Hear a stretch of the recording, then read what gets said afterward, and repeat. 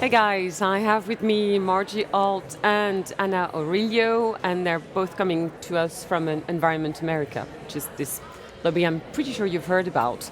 And today in Paris, the drafters are giving their copy to the ministers so that they can keep up the talks for this COP21 potential deal.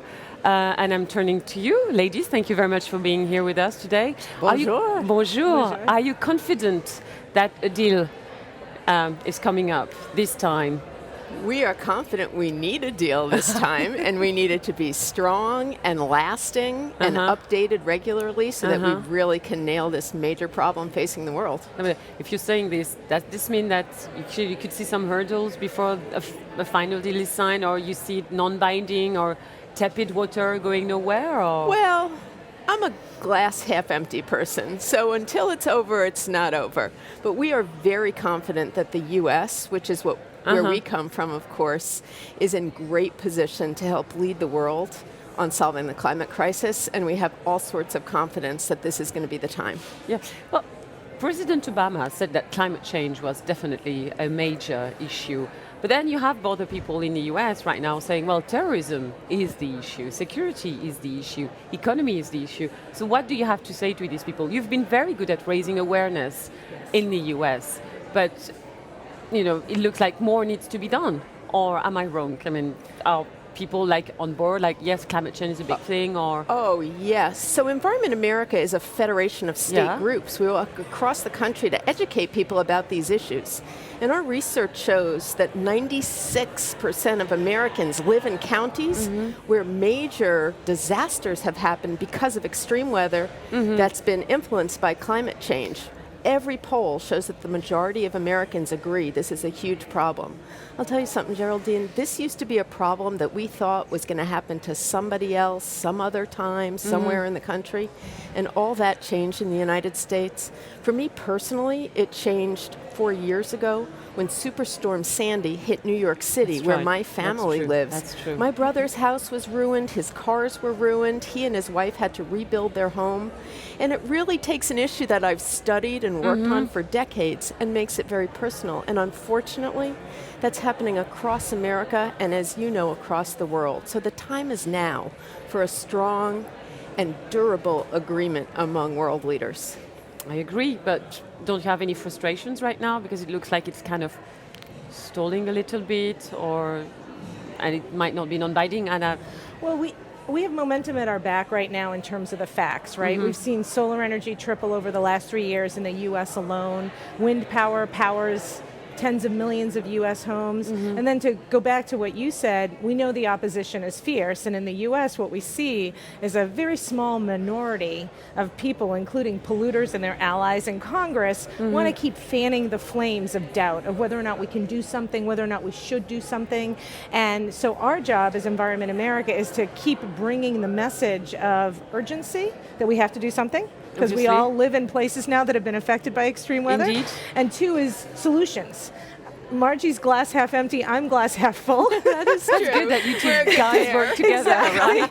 And so I believe we can totally solve this problem. I believe we can get to 100% clean renewable energy. And yet I'm based in Washington, D.C., so for the past 23 years, I've been talking to the members of Congress about how they need to act forward. And honestly, it's quite frustrating for me to see that we've got mayors of major cities coming here in Paris today to talk about what cities are going to do to lead the way. We have more than 150 countries that have put binding commitments on the table, and yet we have, again, a very small minority of people, but unfortunately a majority of our Congress who are naysayers. The good news is President Obama feels the wind at his back. We've had millions of people comment in the United States asking him to take strong action. That's what led to the Clean Power Plan. And so we have a lot of optimism. And we hope here in Paris that translates into major momentum to get a strong deal. And we understand right now there's, back and forth, and that's how these international negotiations go. Unfortunately. But then back to the US, for instance, could that be, could that play high in the campaign for the next presidential election? I mean, I don't see this from the current Republican side of things. It's more about security, safety. There are a lot of issues that aren't being dealt with that probably should by the presidential campaigns, but what we're seeing is cities around the country, states around the country, companies around the country are really leading the way. 29 states already have renewable electricity standards. That's increasing the amount of solar and wind they use. 5 or 6 states already have caps on climate pollution that's forcing them to reduce their emissions.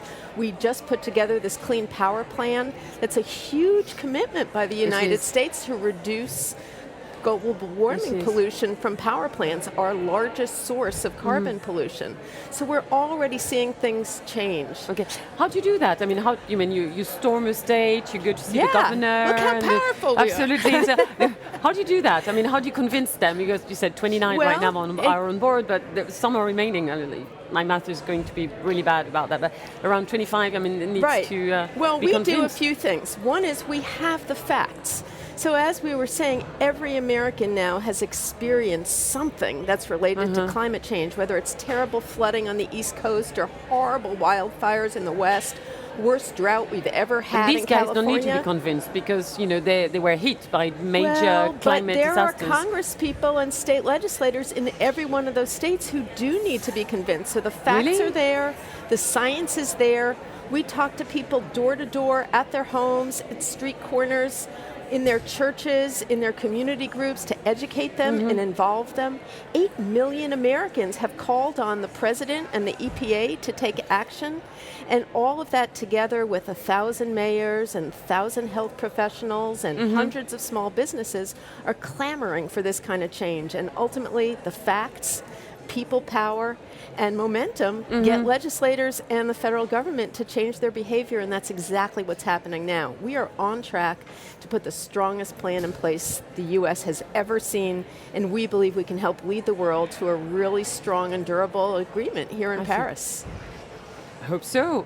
Let's talk, for instance, about California. Is currently, it's been like 5 years they have this terrible drought. I mean, and still you need to increase awareness there, right? How do you do that? I mean, really, I would like to see, on a daily basis, what you do. We have hundreds of folks who go out door to door and educate other Californians about the problem. In addition, we talk to folks through the media, which you're familiar with. We email people. We put out research reports like this piece that we put out. I'm going to show it to the camera. To help make the case that we need to take action.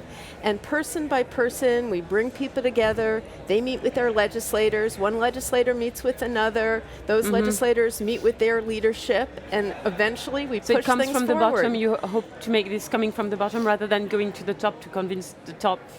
I don't know. We leave no stone unturned. So we're moving from the bottom up. And of course, the president could not be in a better position on this issue. I mean, you heard him last week.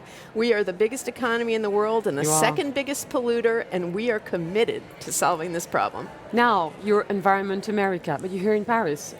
What do you think you could teach other, your European counterparts, for instance? Is there something that you could teach them, or do you learn from them? Is there something that you don't do over there that you might do that is being done here in Paris? I don't know. I'm just, you being here obviously is a good opportunity to exchange views and methods. I don't know. Is there anything yet you're learning from here or that you could teach people?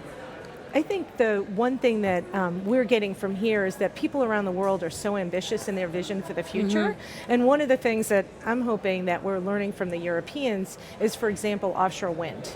The United States right now has no operating offshore wind facilities, and we need to have that at all. The good news is, from my home state of Rhode Island, where I was born, that may be the first state that will actually have an offshore wind facility, so I'm pretty proud of that. But Europe is head and shoulders ahead of us in terms of implementing offshore wind technologies, and that's one thing that we'd like to take back, is just the vision for how those kind of clean technologies can be implemented. What we hope to bring here is some lessons about organizing and mobilizing the public at large. Okay. What do you do in your daily life to fight climate change? Is there something specific that you do? You don't take a car, you don't take a bath? I don't know, I'm just curious to see. We take a bath. You do take a bath? Yes. Aren't you glad? I mean, no, I don't know. Shower could do. A shower could do. I don't know. Is there something specific that you think about? Oh, I shouldn't do it. Well, people who know me, and especially because I love things like chocolate croissants. There you go. I ride my bike to work every single day. Okay. And I use it as my primary means of transportation. So, and it's both an environmental thing and also a lifestyle thing. Okay. Guys, it was really good to have you here. Thank you great very, to talk very to much. you. I hope you enjoy your time in Paris, and I hope they go for it. Okay. Thanks. Thank you so Merci. much. Merci beaucoup. Merci. And that's it. Thank you very much.